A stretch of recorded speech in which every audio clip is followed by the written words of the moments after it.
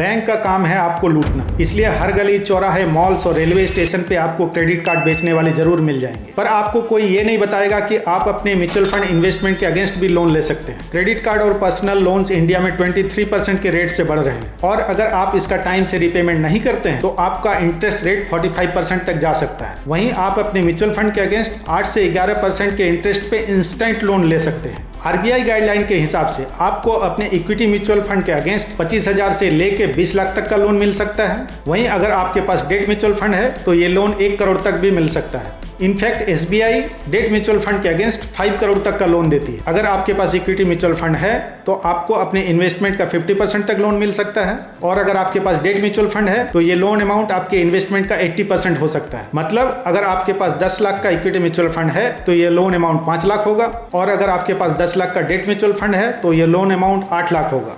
Mutual fund के against loan लेने का सबसे बड़ा फायदा ये होगा कि आपका पैसा मार्केट में बना रहेगा और आपको रिटर्न्स भी देता रहेगा। अगर आपका म्यूचुअल फंड आपको 13% रिटर्न देता है और उसके अगेंस्ट 10% पे आपको लोन मिल जाता है तो भी आपका फायदा 3% का होगा। हो सकता है कि आपका बैंक मैनेजर आपको म्यूचुअल फंड के अगेंस्ट लोन देने से मना कर दे, पर ये डिजिटल इंडिया है। अभी बहुत सारे ऐसे ऐप्स हैं जो आपको अपने म्यूचुअल फंड इन्वेस्टमेंट के अगेंस्ट कुछ ही घंटों में लोन दे देंगे। अगर इन ऐप्स की जानकारी चाहिए मेरे को फॉलो करके कमेंट कर देना लोन, मैं सारी डिटेल्स आपके इनबॉक्स में भेज दूंगा।